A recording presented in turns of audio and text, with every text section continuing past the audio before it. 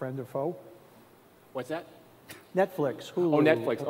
Well, one thing, just to jump on what Matt said, because I think it just triggered something I was talking to someone about a few weeks ago if you look about television in the 50s and 60s, when most people had one TV set in their home, and it was a 13 or 14-inch console set in the living room, it affected the kind of content that we watched because we all had to watch together as a family, and you had shows that were family shows, and you had, if kids programming was relegated to a certain slice of the schedule, women's programming was relegated to a slice of the schedule. The invention of the portable television set allowed people to have sets in different rooms, which then led to the world we're in now, where you can have 24-hour-a-day kids networks, because the kids have a TV in their room and they can watch all the time their own programming. You can have programming in a guy's room who can watch sports all the time. And I think what you guys are doing with the TV Anywhere, making it individual, where now everybody can have a screen and a screen wherever they want, will create really exciting creative opportunities for programmers to make programming that really talks to people individually.